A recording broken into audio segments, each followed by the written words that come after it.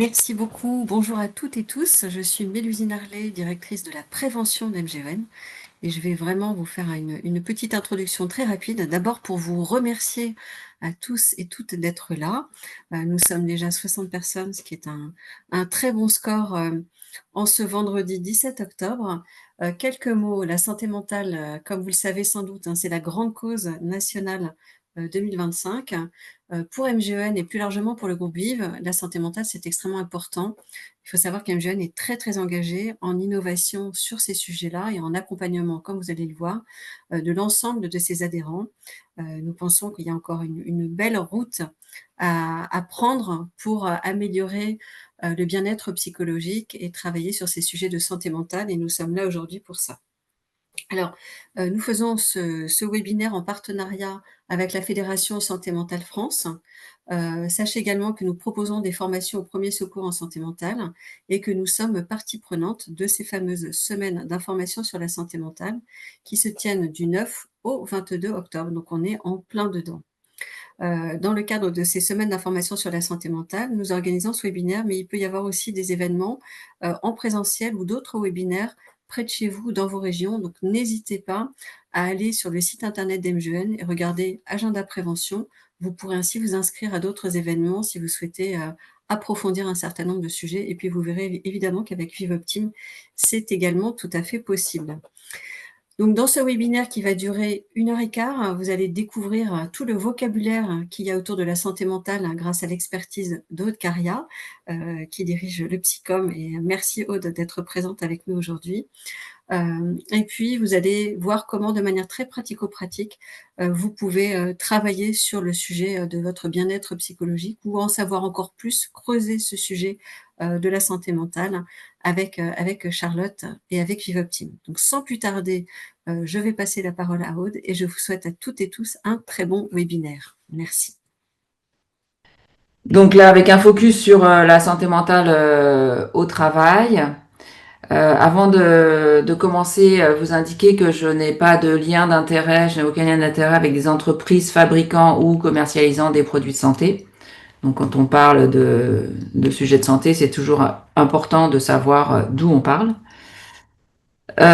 Pour celles et ceux qui ne connaîtraient pas encore Psychom, donc Psychom est un organisme qui existe depuis plus de 30 ans. Et depuis plus de 30 ans, on informe, on oriente et on sensibilise sur la santé mentale. Donc ça passe par le fait qu'on propose une information fiable, accessible et indépendante sur la santé mentale, donc via notre site web psychom.org, des brochures, des vidéos, des revues de presse à laquelle vous pouvez vous abonner, des posters, etc. Toutes nos ressources sont disponibles sur le site et gratuites. On oriente, c'est-à-dire qu'on sait que quand on a des problèmes de santé mentale ou qu'on veut aider un proche, etc., ben, on ne sait jamais où est la porte d'entrée, où sont les aides, les ressources pour soutenir, pour se soigner, pour accompagner. Donc on recense aussi beaucoup de ces ressources sur notre site via des annuaires dédiés. Et puis on a développé depuis plusieurs années des outils pédagogiques, je vous en présenterai quelques-uns qui permettent d'appréhender ce concept de santé mentale dans une vision globale que je vais vous exposer, avec des vidéos, avec des jeux de plateau, des posters, des affiches, etc., dont vous pouvez vous emparer pour comprendre et discuter de santé mentale autour de vous. Voilà. Alors, on va commencer par un petit exercice. Donc, si je vous dis santé mentale, à quoi pensez-vous? Quel est le mot qui vous vient à l'esprit? En premier, donc si vous pouvez l'indiquer dans le chat, voilà, sans réfléchir. Voilà, santé mentale, ça vous fait penser à quoi? Alors, bien-être, équilibre, mal-être, stress, problème,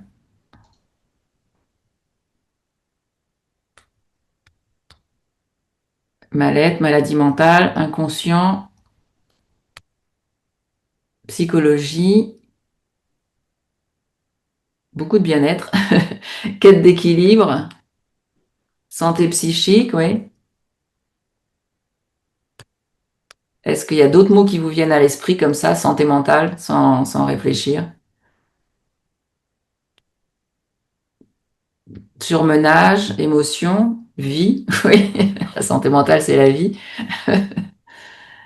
Suicide, burn-out. Là, on va du côté des problématiques, effectivement. Santé psychique, émotion, stress, équilibre. Ok, je pense qu'on a déjà pas mal de contributions.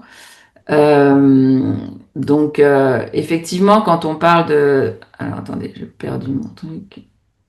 Hop, voilà.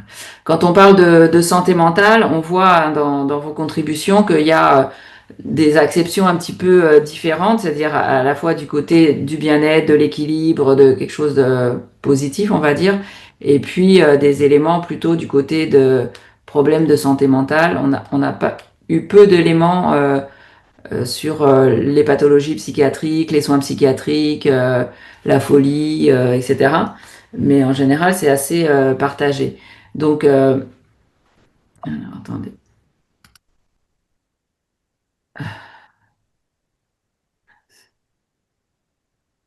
je vous ai perdu. Oui, je pense qu'il faut Ah, repartager l'écran. parce que je vous entendais plus du tout. On était toujours là, Vous êtes toujours là, mais pourquoi? Ah voilà, ça y est, il y avait un petit blocage. Pardon. pas de souci. Donc, santé mentale et psychiatrie, en fait, souvent on parle, on pense parler de la même chose, mais on parle pas forcément de la même chose. Donc, il y a un petit point sémantique à faire. Il y a plusieurs façons de comprendre les choses et qui sont mélangées en fait dans la société. Donc, il y a une vision qui nous dit, la- Aude, oui, pardon, je me permets juste de vous couper. On voit plus du tout votre PowerPoint. Il faudrait juste nous ah, repartager l'écran si c'est possible, s'il vous ouais, plaît. ça marche pas. Attends, j'ai pas arrêté le partage.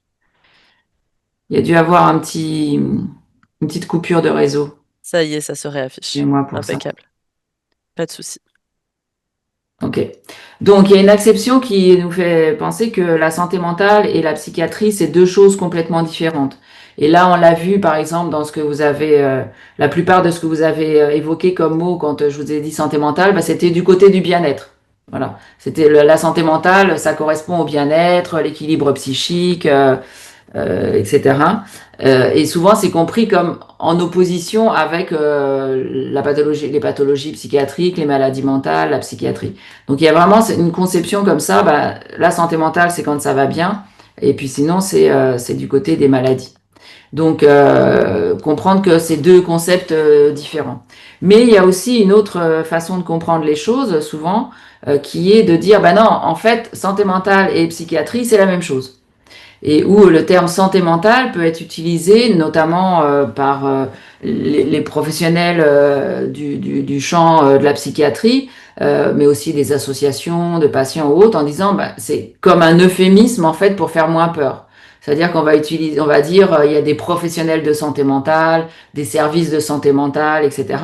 Mais en fait, ce dont on parle, c'est des professionnels de psychiatrie, des services de psychiatrie. Voilà. Et donc, dans cette acception-là, en fait, c'est pareil. Santé mentale et psychiatrie, c'est pareil. Et on voit, par exemple, dans des documents officiels, on parle de la feuille de route santé mentale et psychiatrie. Comme si c'était un peu équivalent, parce que dans la feuille de route, on parle beaucoup des troubles. Ou quand on parle de santé mentale, on a vu pendant toute cette année de grandes causes santé mentale, et bien souvent, ou même quand on parle de santé mentale au travail, on va penser seulement aux personnes qui ont des problèmes de santé mentale au travail et pas au fait que, en fait, tout le monde a une santé mentale. Et donc c'est un concept, la santé mentale, qui a beaucoup évolué ces dernières années pour arriver à cette conception beaucoup plus globale, qui est notamment portée par l'Organisation mondiale de la santé, et qui nous dit, bah, en fait, non, il n'y a pas d'un côté des gens qui vont pas bien, qui sont en bon équilibre psychique, etc., et qui ont besoin de rien, et puis de l'autre côté, des personnes qui ont des maladies psychiatriques et qui ont besoin de soins tout au long de la vie. L'OMS nous dit, en fait, on a toutes et tous une santé mentale qui est comme notre santé physique. Voilà, on a toutes et tous une santé physique et elle évolue tout au long de la vie. Et par moment, notre santé mentale, elle peut être perturbée par des tas de raisons qui fait qu'on peut ça se manifeste par des troubles psychiques ou des troubles psychiatriques pour lesquels on peut avoir besoin de soins. Donc, dans cette conception-là, en fait, c'est un tout. La santé mentale, ça concerne toute la population, et la psychiatrie, ça concerne les personnes qui ont besoin de soins. Voilà, donc savoir que cette conception, c'est pour ça que c'est parfois compliqué à appréhender, parce qu'il y a toutes ces différentes façons de le comprendre qui sont un peu présentes dans la manière dont on en parle. Alors, une façon de mettre en dynamique en fait tous ces éléments-là, c'est de parler de continuum, c'est-à-dire plutôt que d'avoir une vision binaire où il y aurait soit ça va bien et on a besoin de rien, soit ça va mal et on a besoin de soins. C'est l'idée que déjà il y a un continuum entre ces deux états-là qui évolue tout au long de la vie, mais qui peut être aussi influencé par la manière dont on ressent les choses. Et pour ça, on a fait une petite vidéo qu'on va regarder maintenant ensemble qui s'appelle La boussole de la santé mentale. Notre santé mentale bouge en permanence, un peu comme le ferait l'aiguille d'une boussole. Elle va dans des directions différentes, d'un point cardinal à l'autre, sur 2 axes. Le premier, l'axe médical, est celui qui guide pour beaucoup d'entre nous la lecture de notre boussole. Si on a un diagnostic de trouble psychique, alors on ne va pas bien. Sinon, on est en bonne santé mentale. Cela laisse penser que seuls les professionnels de la psychiatrie peuvent comprendre et lire notre boussole. Pourtant, pour mesurer notre santé mentale, un autre axe existe. C'est celui du ressenti psychique, qui passe du bien-être au mal-être et inversement. La plupart du temps, nous savons si nous nous sentons très bien ou très mal. Mais alors, qu'est-ce qui fait bouger l'aiguille de la boussole de notre santé mentale? À l'image des forces magnétiques qui affolent l'aiguille d'une boussole, des causes extérieures influencent notre santé mentale, comme par exemple nos conditions de vie ou les crises sanitaires, économiques ou climatiques. Les ressources pour lire et comprendre nos états émotionnels varient d'une personne à l'autre. Cette connaissance de nous-mêmes, de nos forces et de nos vulnérabilités dirige donc l'aiguille de notre boussole. Enfin, la vie nous amène à faire des choix qui nous orientent vers des chemins inconnus. Tous ces carrefours de la vie ont aussi un impact sur notre santé mentale.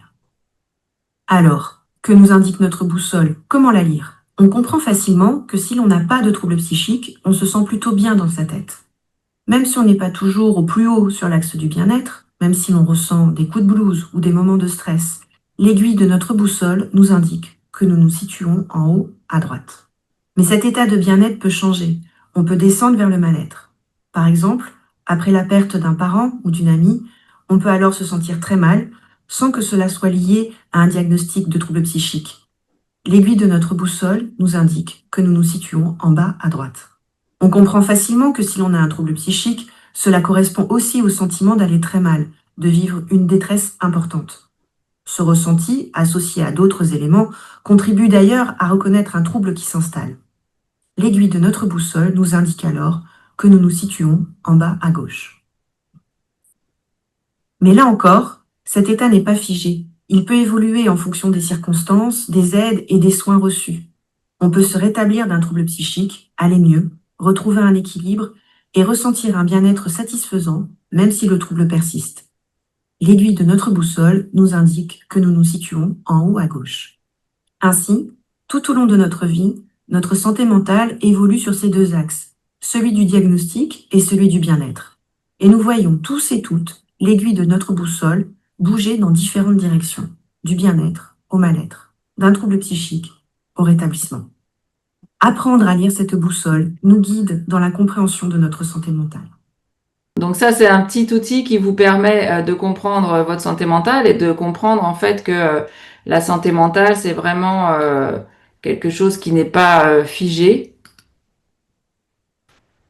qui est en évolution constante tout au long de la vie, qui dépend de plusieurs facteurs. Donc il y a le fait que pour chaque personne, ça fonctionne pareil, c'est universel. La santé mentale, c'est pas un état figé. On peut aller mal à un moment, aller mieux si on a été mal, etc. Et c'est un outil qui permet aussi d'être utilisé vraiment comme une boussole, en fait, pour chacun, chacune, pour sa propre santé mentale, pour mesurer le thermostat de sa santé mentale, ou pour aider d'autres personnes à comprendre cet état-là et à se repérer en fait dans ces différentes perspectives. Quand on est sur la perspective trouble de santé mentale, donc c'est-à-dire en bas à gauche de la boussole, c'est-à-dire où notre équilibre est perturbé au point que ça se manifeste par des symptômes, une souffrance, des conséquences sur notre vie quotidienne, on peut évoquer quelques chiffres comme ça pour repérer. Il y a à peu près en France, on estime à peu près une personne sur 4 qui sera concernée à un moment de sa vie par un trouble de santé mentale. Donc on parle là de dépression, de troubles anxieux, de troubles du comportement alimentaire, d'addiction, de troubles bipolaires, etc. Si on se compare au niveau européen, c'est juste pour donner quelques repères. Donc là, on est plutôt dans du déclaratif de problèmes émotionnels. Donc on n'est pas encore au stade d'un diagnostic, on va dire. Bon, bah là, on voit que au niveau européen et en France, c'est un petit peu moins d'une personne sur deux, en fait, qui a déjà eu des ressentis dans les 12 derniers mois des problèmes émotionnels ou psychosociaux, donc c'est assez large. Donc là, du coup, on est plutôt dans le cadran en bas à droite. Et si ça s'aggrave, en fait, on va tomber dans des pourcentages de 20-25% de la population. Et on voit que ce que les gens considèrent comme le plus important comme un facteur influençant leur santé mentale, c'est les conditions de vie, la sécurité financière, l'activité physique. Alors c'est intéressant parce que il y a effectivement un lien qui a été démontré scientifiquement entre le fait d'avoir une activité physique régulière et le fait que ça améliore la santé mentale ou ça prévient l'apparition de troubles anxieux ou de troubles dépressifs. Et puis la question du lien social, des interactions sociales, qui est important aussi. Et là aussi, c'est prouvé scientifiquement que le lien social est un facteur protecteur de la santé mentale. Et c'est aussi la thématique des semaines d'information sur la santé mentale, sur l'importance de protéger le lien social, lutter contre l'isolement, la solitude, etc. Tout ce qui peut être fait dans ce contexte-là peut aider la santé mentale.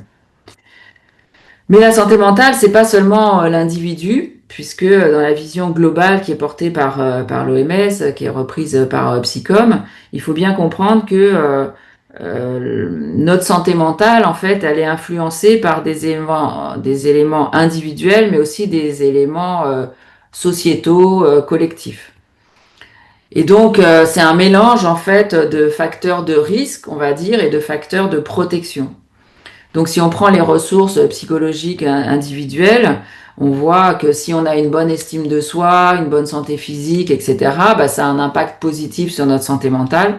A contrario, si on a des problèmes de santé physique, ça peut avoir un impact négatif sur notre santé mentale.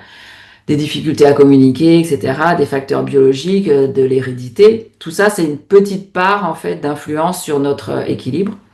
Mais on voit que 2/3 des choses sont vraiment liées à nos conditions de vie, au fait d'avoir du soutien social, un niveau de revenus suffisant, des conditions de travail, etc. Et puis plus globalement, la société dans son ensemble, en fait, la société dans laquelle on vit, le contexte politique, environnemental, culturel, etc. Donc, comprendre que notre santé mentale, on avait une petite discussion au début pour savoir est-ce qu'on peut utiliser le cerveau comme symbolisant la santé mentale. Bah, si on considère que la santé mentale, elle dépend de tous ces facteurs-là, le cerveau ne suffit pas à résumer en fait la problématique de la santé mentale. J'ai à nouveau des problèmes. Hop. Et donc, si on essaye de mettre un peu des pourcentages, c'est une autre façon de voir les choses. Donc là, c'est des pourcentages pour la santé en global, mais finalement, c'est les mêmes pour la santé mentale.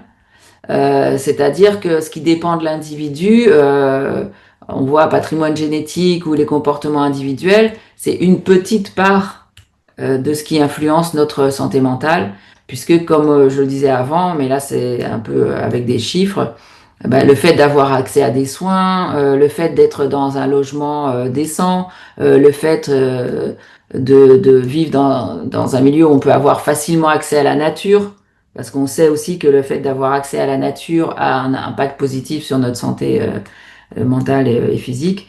Tout ça a un impact sur notre santé mentale. Donc ça veut dire que en comprenant ces différents facteurs-là, bah, ça nous donne des outils aussi pour comprendre ce qui peut faire du bien à notre santé mentale ou pourquoi il faut agir pour protéger la santé mentale, par exemple au niveau du travail, les conditions de travail, le fait de pouvoir coordonner sa vie professionnelle, sa vie privée, l'accès au transport, etc., etc. Un focus particulier sur les violences et les inégalités, parce que parmi tous ces facteurs qui influencent notre santé mentale, eh bien, on sait maintenant, et c'est pas encore, on le sait par les études, mais c'est pas encore suffisamment su, que un des facteurs majeurs, en fait, c'est le fait d'être exposé à des situations de violence. À tous les âges de la vie, toute situation de violence peut entraîner des problèmes de santé mentale. Notamment l'exposition aux violences sexuelles, conjugales, intrafamiliales, qu'elles soient physiques ou psychologiques. Ce qu'on appelle les violences éducatives ordinaires, qui est un peu une aberration, enfin en fait c'est les violences éducatives, tout ça, ça peut avoir un impact aussi sur la santé mentale des enfants par exemple. Tous les phénomènes de stigmatisation, de discrimination, le fait d'être victime de racisme, de sexisme, de validisme, etc., ça a un impact plus ou moins important sur la santé mentale. Évidemment, les conditions de vie et de travail, et puis les inégalités socio-économiques. Donc ça veut dire que si on agit en prévention sur ces facteurs-là, on agit en faveur de la santé mentale. C'est-à-dire que faire des cours d'éducation à la vie affective et sexuelle auprès des enfants, ben, ça contribue à promouvoir la santé mentale en essayant de prévenir ces violences-là. Donc c'est important d'avoir ça en tête parce qu'on on fait pas forcément le lien en fait entre ce qui peut être fait pour protéger des violences, des discriminations, ce qui peut être fait pour réduire les inégalités socio-économiques. Ça a un impact sur la santé mentale. Alors si on fait un focus sur la santé mentale au travail, bon, il y a pas mal d'idées reçues autour de la santé mentale et au travail. Par exemple, les problèmes de santé mentale, c'est privé, ça n'a pas d'impact sur la sphère professionnelle. Une autre façon de dire, c'est que quand on arrive au travail, on laisse sa vie privée à la porte du travail. Bon, ben, en fait, c'est un peu plus compliqué que ça, parce que si on a des problèmes de santé mentale, si on a des problèmes dans sa vie privée, ben, ça peut avoir un impact sur la santé mentale, sur le travail, pardon.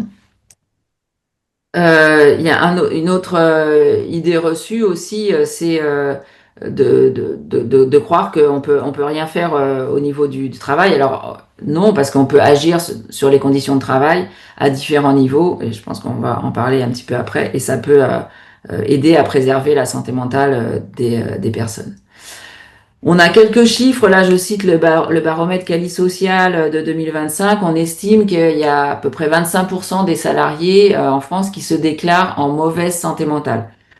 Donc là c'est vraiment du déclaratif et on n'est pas sur du diagnostic, hein, mais c'est du déclaratif des personnes qui se disent bah, moi je pense que je suis pas en bonne santé mentale. Et que ça devrait être, la majorité pense que ça devrait être un sujet prioritaire. Si on voit sur les différents secteurs, bah, ça donne une idée. Il y a à peu près entre 24 et 34% des personnes qui estiment, en fonction des domaines d'activité, que leur santé mentale est plutôt très mauvaise ou mauvaise. Un focus, et je sais qu'on en a déjà parlé avec Mélusine, sur la question de la santé mentale des femmes au travail, parce que les inégalités de genre ont un impact important au travail pour les femmes, du fait des inégalités de salaire, de l'organisation du travail, du fait que la charge des tâches domestiques, c'est encore majoritairement faite par les femmes. Plus grande précarité, exposition au phénomène du plafond de verre, aux violences psychologiques, physiques, sexuelles, exposition au racisme sur le lieu de travail. Donc tout ça contribue au fait que les femmes ont plus de risques pour leur santé mentale au travail. Et donc, ça veut dire aussi qu'on peut agir sur ces déterminants-là. Donc, comment agir? Bah, il y a différents niveaux, évidemment, et différentes dimensions. Tout ce qu'on peut faire pour promouvoir la santé mentale collective au sein du travail. Donc, favoriser le bien-être. Donc, on est sur la partie du continuum qu'on a vu tout à l'heure. Tout ce qui est en prévention des problèmes de santé mentale. Tout ce qui relève de l'accompagnement dans le retour au travail après une absence pour un problème de santé mentale, par exemple un burn-out, une dépression, etc. Et puis la dimension de l'accès et du maintien dans l'emploi des personnes ayant un trouble de santé mentale. Donc en prévention, en promotion, l'importance de parler de santé mentale au travail, que ça devienne vraiment un sujet de conversation. Parce que, comme je disais tout à l'heure, on n'est pas dissocié, on ne laisse pas sa vie privée à l'entrée, on n'est pas dans Severance. Donc l'importance de pouvoir parler de santé mentale au travail. C'est un intérêt pour les personnes pour comprendre leur santé mentale, pour voilà, libérer la parole, prendre conscience de ses besoins, identifier aussi ses ressources internes et externes. Et puis pour l'encadrement, pour l'entreprise, ouvrir ces espaces de débat sur la santé mentale. Ça permet d'agir contre les tabous, les idées reçues, etc., favoriser la demande d'aide et de soins. Faire connaître aussi les dispositifs qui existent, parce qu'il en existe beaucoup dans l'entreprise. Et puis travailler aussi au-delà de ça, travailler sa posture de prendre soin. C'est-à-dire qu'on ne peut pas tous soigner, parce on n'est pas des psys, enfin, c'est un métier, mais on peut tous et toutes prendre soin, être attentif à l'autre. Donc, on a développé quelques outils au Psycom que je vous présente brièvement, que vous pouvez retrouver sur le site, des fiches repères que vous pouvez imprimer, diffuser, afficher dans les lieux de travail, qui permettent d'avoir quelques portes d'entrée justement dans la compréhension de la santé mentale, vers qui se tourner, quelles sont les ressources, quels sont les signes auxquels prêter attention, comment bien s'informer, etc. Notre site web qui est vraiment à 360 degrés, qui aborde vraiment beaucoup de thématiques sur les sujets de santé mentale, spécifiquement santé mentale et le travail, mais aussi j'ai mis la santé mentale des parents, parce que c'est vrai que tout ça c'est lié. Ça permet d'avoir des conseils aussi pour s'accompagner dans la vie de tous les jours pour les personnes qui sont en situation de parentalité, par exemple. Et puis d'autres outils dont vous pouvez vous emparer, c'est une autre métaphore, c'est la métaphore du cosmos mental, donc avec une vidéo, un kit pédagogique qui vous permet d'ouvrir des espaces de discussion autour de la santé mentale et comprendre justement tout ce qui influence notre santé mentale, les obstacles, les ressources individuelles, collectives, qu'on a décliné. Alors, on l'a évalué, on a fait une étude d'impact, donc si vous utilisez cet outil-là, vous serez mieux équipé pour parler de santé mentale, pour ouvrir ces espaces de discussion, comprendre les influences, etc. Et on l'a décliné en jeu de plateau qui est encore plus ludique, en fait, et qui peut être utilisé sur des temps courts, un quart d'heure, 20 minutes, une demi-heure, sur des pauses, voilà, dans des ateliers. Et contribuer aussi, comme Mélusine l'a dit en introduction, c'est les semaines de santé mentale qui sont coordonnées par Psycom depuis une dizaine d'années. Et cette année, on a recensé plus de 3000 événements partout en France. Donc, si vous allez sur le site des semaines de santé mentale et vous cherchez autour de vous, vous allez forcément trouver un événement près de chez vous. Voilà, merci de votre attention. Alors, bonjour à toutes et à tous. Donc, je suis Charlotte Foucault. Je suis responsable de projet sur la thématique santé mentale au sein de Vivoptime Solutions qui propose le service Vivoptime. Et je vais vous présenter en quelques minutes notre service d'une manière un peu plus générale. Et puis après, avec Marie-Laure, qui est sophrologue au sein de notre équipe, on vous présentera des parcours, des exemples de parcours d'accompagnement, 3-4 parcours différents sur la santé mentale. Alors, merci à MGN et à Mélusine pour son invitation. Oui, Laura, je vous dirai quand changer de slide, si ça vous va. C'est très bien. Donc, comme l'a dit Aude, la santé mentale, c'est un tout. Et on peut parler aussi de bien-être émotionnel qui dépend du coup, comme on l'a vu, de facteurs individuels, collectifs, mais aussi internes et externes. Et ça rejoint la démarche de notre service, puisque notre service se base sur une démarche de santé intégrative. Alors, c'est quoi c'est la santé intégrative? C'est le fait de prendre en compte pas uniquement le parcours de soins d'une personne, mais son parcours de santé, son parcours de vie. Et donc, on prend en compte toutes les dimensions qui entourent une personne, et notamment ses modes de vie. Donc, ça peut être l'alimentation, l'activité physique, mais du coup, la gestion du stress et le bien-être émotionnel.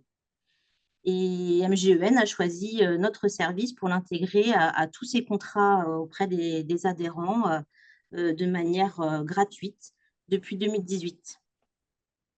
On peut changer de slide.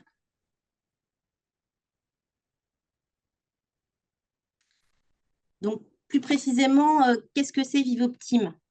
Donc, c'est un service d'accompagnement personnalisé qui est original et innovant puisqu'il va permettre de transformer durablement les habitudes de vie du participant. Il est co-construit avec des experts, infirmières spécialisées en santé mentale, des psychologues du travail, psychologues cliniciens, sophrologues, pharmaciens.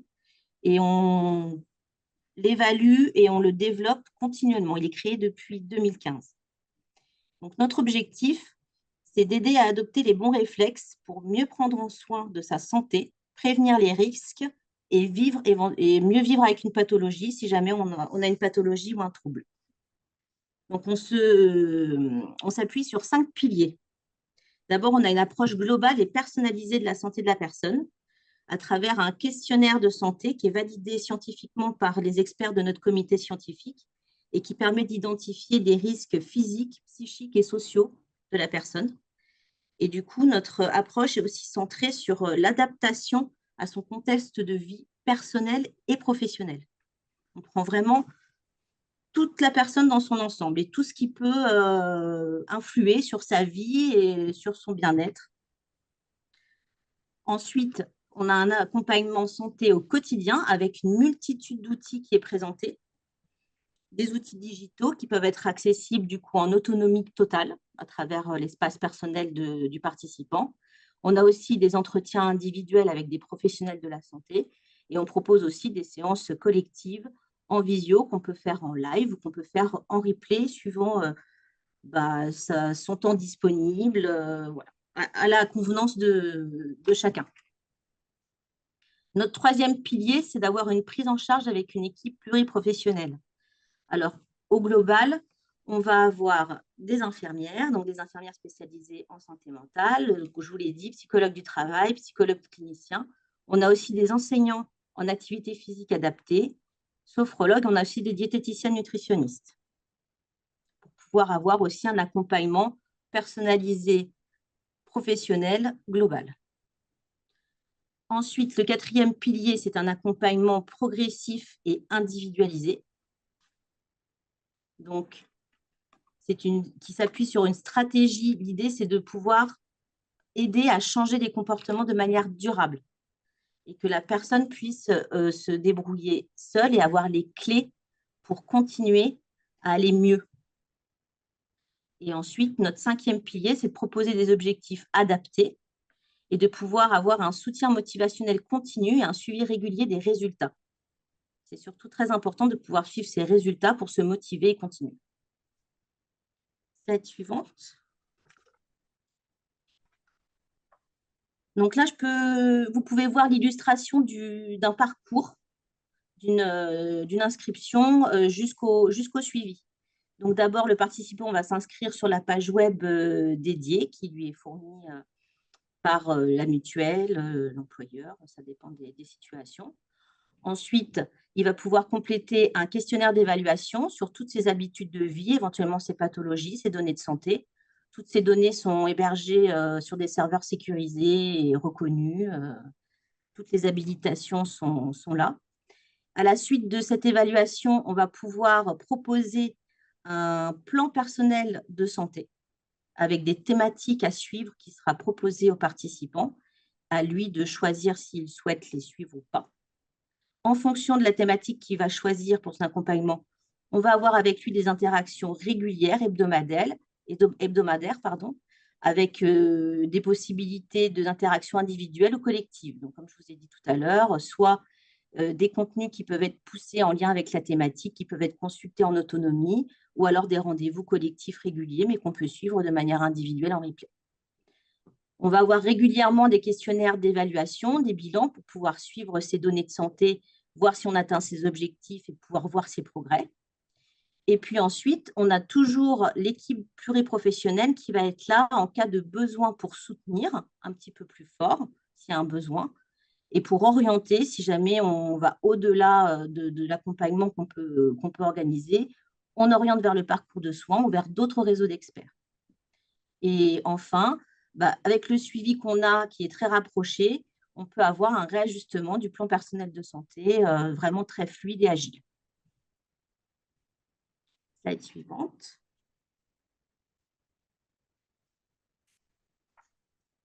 Alors, notre accompagnement, il se base sur du digital et de l'humain. Donc, comme je vous l'ai dit, on a toute une équipe de professionnels de santé qui peut faire des coachings ou des suivis en visio ou en audio, avec des rendez-vous réguliers ou des rendez-vous en urgence si besoin. Et on a une multitude de contenus qui sont mis à disposition sur l'espace personnel des participants, avec des circuits d'exercice d'activité physique pour tous les niveaux, du très intensif jusqu'au très, très doux. On a aussi l'accompagnement en nutrition avec des recettes, des sommeliers nutritionnels adaptés. Et on a de nombreux contenus avec des articles, des fiches santé, des interviews d'experts sur toutes les thématiques qu'on suit, avec des conseils, des informations. On a aussi des séances pratiques en vidéo, en podcast, qui peuvent être de la sophrologie, par exemple. Et on a régulièrement, comme je vous l'ai dit, des auto-questionnaires et des quiz pour pouvoir évaluer et suivre ses progrès. Slide suivante. Alors là, je vous propose un premier exemple de parcours. Alors, c'est Jean qui est jeune retraité, il est plutôt bon dormeur, il est actif, il est impliqué dans des associations locales, soutien scolaire, activité physique, le club des pompiers, voilà. Depuis quelques temps, il a eu des essoufflements, alors il a réalisé des examens médicaux. Il n'y a rien à signaler, mais à surveiller, et il a quand même des antécédents d'AVC dans sa famille. Donc, il commence à être un petit peu inquiet. Il a du mal à s'endormir et il commence à sentir un peu de stress.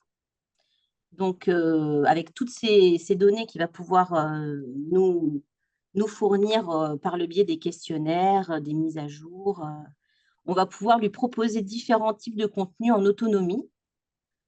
Parce que là, il est au début du stress, ça va, au niveau santé, ça va.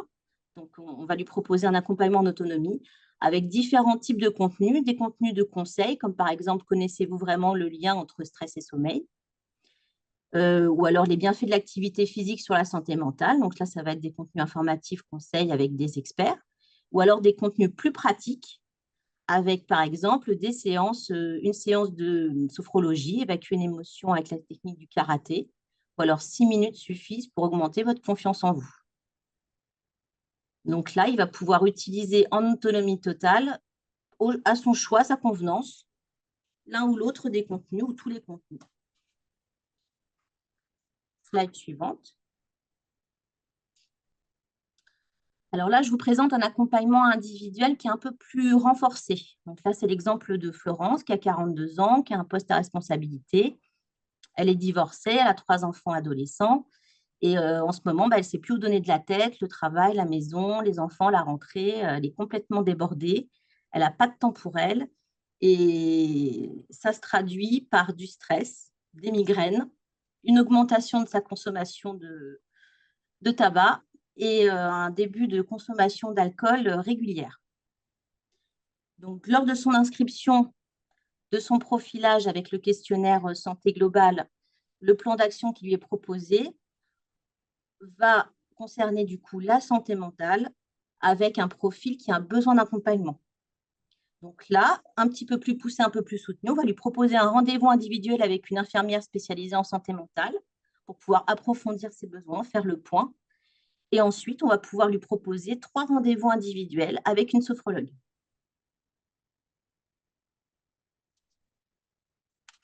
Marie-Laure, je te Oui, laisse je présenter du coup vais l'accompagnement prendre la avec la suite sophrologue. de Charlotte, merci. Donc moi, je suis Marie-Laure Huth, sophrologue au sein de Vivoptime. J'interviens à différents niveaux, hein, donc dans les parcours d'accompagnement comme ce qu'on est en train de vous présenter, mais aussi dans les séances de sophrologie qui peuvent se dérouler en live. Et je participe également à la conception de contenus qui peuvent se trouver sur l'espace personnel des adhérents Vivoptime. Donc, je vais reprendre le cas de Florence, qui s'est inscrite chez Vivoptime, qui a donc eu un premier rendez-vous avec une infirmière en santé mentale, spécialisée en santé mentale. Avec cette infirmière, elle va déjà un petit peu identifier ses besoins. On a parlé tout à l'heure de ressources internes, de ressources externes. Donc, elle va explorer un petit peu les différents leviers sur lesquels elle peut agir. Qu'est-ce qu'elle peut faire, elle, déjà à la maison? Est-ce qu'elle a besoin de se réorganiser avec ses enfants? Est-ce qu'elle peut chercher de l'aide auprès de son employeur, peut-être parler de sa situation, contacter la médecine du travail? Et puis, on peut l'orienter aussi vers différents outils, hein, des outils d'organisation. On peut l'orienter vers des associations d'écoute, d'entraide. On va lui proposer tout un tas de ressources qu'on aura identifiées. Et puis, l'infirmière va lui proposer, pour aller un petit peu plus loin, d'avoir un entretien soit avec un de nos psychologues ou avec une sophrologue. Donc là, on va prendre le cas évidemment de la sophrologie. Donc, elle aura rendez-vous, Florence, avec une sophrologue. Elle peut aller jusqu'à 3 rendez-vous. Et donc, la première séance, on va lui proposer déjà de découvrir la sophrologie. Souvent, les personnes découvrent cette méthode à ce moment-là. Donc, la sophrologie, c'est une méthode de bien-être, c'est une méthode psychocorporelle qui commence à être de plus en plus connue, mais qui n'est pas encore connue de tout le monde. L'objectif, c'est de se sentir bien et dans sa tête et dans son corps. On ne peut pas travailler sur l'aspect psychologique et ignorer totalement son corps. On ressent tous parfois des douleurs, des tensions, du mal-être et on n'en a pas forcément conscience. Ça vient se loger dans notre corps de différentes manières. Donc, lors de la première séance, on va faire un petit état des lieux. On va voir de quoi Florence a besoin, qu'est-ce qu'elle ressent, quelles sont ses différentes tensions. On va proposer une première séance découverte qui va lui permettre un petit peu d'avoir un moment à elle, de relâcher ses tensions, de poser un peu des choses, de poser des mots sur les mots, comme on dit. Et puis, on va lui proposer de pratiquer des exercices. En fin de séance, on lui enverra un compte-rendu personnalisé et dans ce compte-rendu, on lui résume les consignes de ces différents exercices pour qu'elle puisse les pratiquer entre 2 séances, pour qu'elle puisse, elle, intégrer déjà des premiers outils de détente dans son quotidien. En plus de ça, Florence, on va l'orienter sur des contenus spécifiques. Donc ça peut être certaines vidéos, on a certains exercices qui existent en vidéo, on a des podcasts, on a tout un tas de contenus, comme le disait Charlotte, sur la santé mentale, sur différentes thématiques, hein, le stress, le sommeil, la dépression. Voilà, on va essayer de lui donner un maximum de choses. Lors de la séance suivante, on va refaire un petit point, voir comment ça s'est passé pour elle. On va adapter la séance et on peut aller un petit peu plus loin dans le travail qu'on peut lui proposer, en travaillant par exemple dans son cas à elle, peut-être sur la gestion du stress, peut-être sur les émotions, peut-être aussi sur son addiction. Elle commence à ressentir un besoin de consommation de tabac, d'alcool qui augmente un petit peu. Donc, on peut explorer un peu ce côté-là. On va travailler éventuellement le lâcher-prise. Voilà, ça peut être très, très vaste, mais en tout cas, c'est toujours très personnalisé pour chaque personne. Et l'objectif, évidemment, c'est de donner des outils pour que chaque personne puisse avoir un petit peu d'autonomie, comprendre un peu qu'elle peut aussi agir et pas seulement subir en fait ce stress ou ces événements de la vie. Voilà, on vient en soutien comme on peut et on espace les séances de sophrologie en général de 3 à 4 semaines, ce qui permet à la personne d'expérimenter un petit peu ce qu'on a vu ensemble en séance. Et on peut passer du coup sur la slide suivante.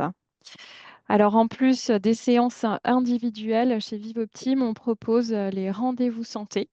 Donc là, vous voyez, on vous a mis le programme de la semaine prochaine, par exemple. Donc les rendez-vous santé chez Vivoptime, c'est 3 fois par semaine. C'est des séances qui se déroulent en live, qui sont animées par un coach de chez nous. On a le lundi ce qu'on appelle les séances Boost. Donc c'est le lundi à 18h30. C'est une séance de sport à haute intensité cardio. On a le jeudi à 18h des séances vitalité, donc avec une intensité cardio moins élevée. Ça va être toujours du sport, mais peut-être plus du renforcement musculaire ou des choses un petit peu plus douces, comme du pilates par exemple. Et on a le vendredi à 18h les rendez-vous zen. Euh, c'est 4 rendez-vous zen du coup par mois, hein. On va faire un focus sur ce volet-là. Et donc, on alterne chaque mois la sophrologie, le yoga, la méditation et le yoga sur chaise. Donc, ça fait quatre occasions dans le mois où vous pouvez assister gratuitement à une séance. Et si toutefois vous n'êtes pas disponible pour assister à cette séance, vous pouvez la regarder la semaine suivante en replay. Elle est mise automatiquement dans la base de données des contenus Vivoptime. Donc, vous la regardez quand c'est le bon moment pour vous. Et vous pouvez vous inscrire à ces séances-là, ben, soit via la newsletter ou directement depuis votre espace Vivoptime. Voilà. Je vais repasser la main à Charlotte et on peut passer à la slide suivante. Alors là, je vais vous proposer un programme qui vient tout juste de commencer. On est au stade de l'expérimentation. C'est aussi une collaboration avec la MGEN sur la région Occitanie. Et ce sont des propositions d'ateliers collectifs sur la charge mentale de la femme active. Donc, ça rejoint les propos de Aude tout à l'heure sur la santé aussi au travail et la santé mentale des femmes d'une manière plus générale. Donc là, concrètement, comment ça se passe? C'est une présélection qui est faite auprès des adhérents et de leur mutuelle. Et ensuite, on a une proposition d'inscription qui est faite. Donc, c'est une inscription volontaire au programme. En découle un rendez-vous individuel avec une infirmière spécialisée en santé mentale. Donc, c'est un rendez-vous téléphonique qui dure 45 minutes pour pouvoir faire le point, voir si les objectifs sont en accord avec les objectifs personnels, hein, parce que des fois, on peut être un petit peu à côté. Donc, si ça ne correspond pas vraiment aux besoins, on peut réorienter sur un service d'accompagnement interne à Vivoptime ou sur des orientations externes, hein, comme je vous ai dit tout à l'heure. On a aussi des ressources externes pour réorienter. Et s'ensuit ensuite 4 ateliers collectifs qui vont être animés par des infirmières spécialisées en santé mentale et une sophrologue, donc Marie-Laure. Et l'idée, c'est de proposer des repères, des mises en situation, des outils pratiques et des échanges, hein. C'est des petits groupes de 12-15 personnes. Là, on va le tester au mois de novembre. Les groupes, là, les rendez-vous individuels sont en cours. On commence les ateliers collectifs mi-novembre. Et l'idée, c'est qu'on puisse vraiment échanger. Et du coup, Marie-Laure va vous présenter plus en détail ces 4 ateliers. Les 4 ateliers. Donc effectivement, on va proposer, donc le groupe va suivre les 4 ateliers. On va proposer une progression logique. Le premier atelier va consister en l'observation de sa charge mentale. Donc déjà définir ce que c'est que la charge mentale. On en a eu une bonne définition tout à l'heure, mais on va le redéfinir avec les participantes et puis voir comment chacune ressent sa charge mentale, qu'est-ce qui se passe, quels sont les mots qui viennent, comment on se rend compte aussi qu'on a de la charge mentale, à quel moment on la conscientise, comment elle se manifeste. Voilà, ça va être tout l'objet de la première séance. Lors de la deuxième séance, on va travailler à l'organisation de son quotidien finalement. Qu'est-ce qui fait qu'on a de la charge mentale? Où se trouve la charge mentale? En quoi elle consiste? Et finalement, qu'est-ce qu'on peut faire? Comment on peut faire pour se sortir de sa charge mentale? Donc là, on va commencer à transmettre des outils, à expérimenter ensemble des outils en faisant des petits exercices. Sur le troisième atelier, donc on reprendra ce qui a été fait sur la deuxième séance. On fera un petit point d'étape, hein, voir ce qu'il en est, qu'en ont pensé les personnes, est-ce que ça les a aidés, pas aidés, pourquoi, qu'est-ce qui a bloqué. Et on va travailler sur la demande, hein, le fait de gérer aussi les demandes, puisqu'on se rend compte souvent que quand on a de la charge mentale, on a tendance à accumuler et on a parfois un peu du mal à la déverser, à la partager. Donc, on va apprendre à travailler sur la demande, demander de l'aide, demander de l'accompagnement, du soutien. Et puis, sur la dernière séance, on va valoriser finalement, le fait de prendre du temps pour soi. Hein, le temps pour soi, il en ressort que c'est quelque chose qui manque beaucoup, aux personnes, surtout, aux femmes qui ressentent cette charge mentale. Elles prennent souvent très, très peu de temps pour elles, donc apprendre à valoriser ce temps pour soi, sans culpabilité. Donc l'objectif, comme le disait Charlotte, c'est vraiment de favoriser l'échange, les interactions, que chacune puisse partager, ses difficultés, mais aussi, peut-être ses astuces et ses outils, pratico-pratiques et tout ça évidemment dans la bienveillance. Et c'est un atelier qui va se dérouler sur 4 semaines, donc 1 atelier par semaine. Ça permet vraiment d'avoir un suivi, qui est vraiment, progressif et puis surtout, rapproché pour que ce soit efficace. Je redonne la main à Charlotte pour la slide suivante.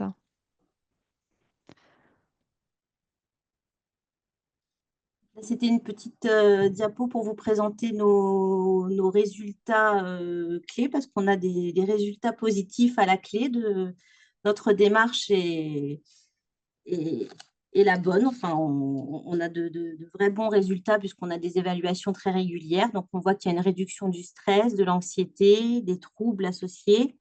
On voit surtout qu'il y a une efficacité durable, puisque 72% des utilisateurs maintiennent leurs nouvelles habitudes 1 an après le début de leur accompagnement. Donc, c'est ça qui est très important pour nous, c'est de pouvoir donner des clés, des outils pour ensuite pouvoir les utiliser à long terme. On a aussi un très bon résultat sur la motivation, puisque plus de 99% des utilisateurs continuent l'accompagnement après 1 an. Donc, c'est aussi un accompagnement à moyen terme qu'on propose. Ce n'est pas du one-shot, ce n'est pas court, c'est vraiment du suivi, du soutien. Et enfin, une très grande satisfaction des utilisateurs sur l'accompagnement de nos différents coachs et professionnels de la santé. Et puis, on a aussi des publications scientifiques qui sont faites pour prouver l'efficacité du service. On en a eu en 2020, 2021, 2024 et même en 2025. Il y en a une qui est en cours de relecture pour être publiée dans des revues, articles, des revues scientifiques à comité de lecture. On participe aussi régulièrement à des rencontres et des congrès pour présenter nos communications. On présente aussi des posters scientifiques. Et enfin, nous sommes référencés depuis juillet 2024 dans l'annuaire des services de Mon Espace Santé. Donc, on répond bien à toutes les demandes d'interopérabilité, pardon, mot un peu compliqué, demandées par les pouvoirs publics pour pouvoir être référencés. On a aussi des Peut-être en très bons complément, voilà, retours. Marie-Laure vous donne quelques verbatims de nos utilisateurs qu'elle peut récupérer directement lors de ces accompagnements. Oui, effectivement, c'est pas rare, c'est même très fréquent qu'en fin de séance ou en fin accompagnement, on ait des retours, directs, «à chaud» entre guillemets, des personnes qui viennent de faire, des séances. Alors souvent des remerciements parce que, ben, ces personnes, grâce à notre accompagnement, ont pu se permettre un temps pour elles, et qui est pris en charge, hein, donc c'est pas non plus un tracas financier. Elles apprécient aussi énormément le fait que ça se passe, en visio finalement, puisque la visio, ben, ça leur offre un gain de temps pour les personnes qui, des fois, ont un emploi du temps un peu serré, qui arrivent à faire des séances sur leur temps de pause, pour les personnes qui, ne peuvent pas se déplacer ou parfois des personnes qui sont sur des territoires où on le sait, il y a un manque de praticiens et qui ont des difficultés à avoir cette prise en charge. Donc le format visio fonctionne très, très bien et très, très apprécié, même le format, téléphonique. Et puis, de nombreuses personnes, découvrent en fait la sophrologie avec Vivoptime et sont vraiment enchantées. C'est une méthode qu'elles connaissent pas forcément et finalement, elles en découvrent tous les bienfaits en l'espace d'une séance. Donc, voilà, pour nous, c'est aussi une réussite et on en est très contents. On peut passer du coup à la slide suivante. Voilà, du coup, pour terminer, on s'est dit, c'est bientôt les vacances scolaires, mais pas tout de suite, il faut encore attendre une après-midi. Donc, on vous propose, enfin, Marie-Laure vous propose une courte séance, de tester une courte séance de sophrologie pour pouvoir se remobiliser pour cet après-midi, pour attaquer la dernière après-midi avant le week-end et peut-être pour certains d'entre nous les vacances. À toi, Oui. Marie-Laure. Merci Charlotte. Alors, du coup, effectivement, je vais vous proposer un exercice pour vous remobiliser. Alors, effectivement, on a peut-être encore une après-midi de travail avant les vacances pour les plus chanceux. On est certainement très nombreux à avoir un travail sédentaire et quoi qu'il en soit, ça fait 1 heure qu'on est tous assis sur une chaise à regarder ce webinaire. Enfin, en tout cas, je l'imagine. Donc, je vais vous proposer un petit exercice pour nous mettre en mouvement, tout simplement, et puis pour terminer ce webinaire. Je ne sais pas si on peut peut-être épingler mon image, ma vidéo Oui, c'est en fait grand déjà. écran. Ah, c'est fait, pardon, Oui, je ne le c'est bon. vois pas sur mon écran, mais pas de souci, merci. Je vais vous proposer de vous mettre debout. C'est un exercice qui va vous prendre 2 minutes, hein, donc pas d'inquiétude. On ne va pas faire de grands mouvements, mais voilà, debout, ce sera plus confortable. Je vais attendre simplement l'ajustement de ma caméra. Je pense que c'est bon. Voilà. Alors, je vais vous proposer tout simplement ce qu'on appelle en sophrologie le pompage d'épaule. Très souvent, et moi je le vois en séance, en consultation, quand je demande à la personne si elle souffre, si elle a des tensions, qu'est-ce qui ne va pas dans le corps, on me montre directement hein, les cervicales, les trapèzes et les épaules. Alors c'est un mal qui est très ressenti pour les personnes qui sont assises face à un écran. Donc voilà, je vais vous proposer ce petit exercice pour relâcher au niveau des épaules. Les exercices de relaxation dynamique, donc c'est ce qu'on va faire maintenant, se pratiquent en position debout et pour la plupart les yeux fermés. Donc avant qu'on démarre, je vous montre le mouvement, vous allez m'observer et ensuite on le fera ensemble, je vous guiderai avec ma voix. Alors je sais que la caméra ne montre qu'une partie de mon buste, mais je vais vous en montrer un maximum et vous pourrez tous faire l'exercice sans problème. Au niveau de la position, donc vous êtes tous normalement, j'espère, debout. Vous allez mettre les bras le long du corps et vous regarderez droit devant vous. Là, je vais regarder plutôt la caméra.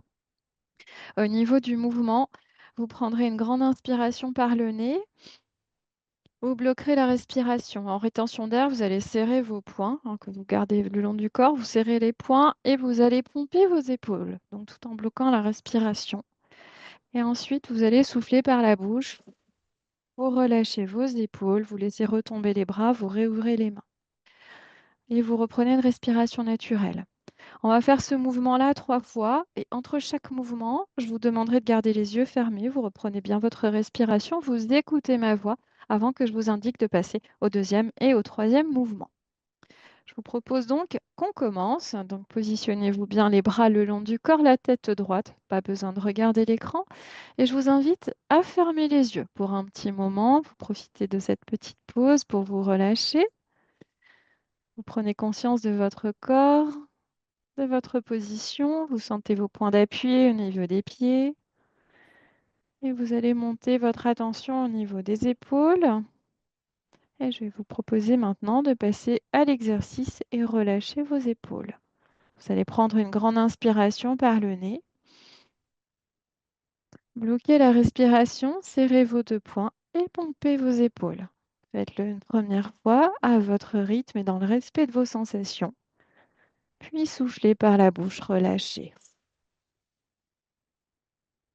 Reprenez votre respiration naturelle. Accueillez vos premières sensations au niveau des épaules, des trapèzes. Peut-être que ça chauffe, que ça tire, que ça coince un petit peu. Prenez conscience de vos épaules. Une deuxième fois, on inspire par le nez. On bloque la respiration, on serre les poings et on pompe les épaules. Vous pouvez chercher à amplifier ce mouvement pour casser un petit peu toutes ces tensions, pour les chasser. Et on souffle, on relâche. Reprenez votre respiration. Sentez vos épaules qui retombent peut-être un peu plus bas, qui se relâchent de plus en plus. Sentez les tensions qui s'envolent. Vous pouvez sentir peut-être un peu d'énergie qui revient au niveau des épaules, les épaules qui deviennent plus souples, plus mobiles. Et vous allez faire le mouvement à présent une troisième fois à votre rythme.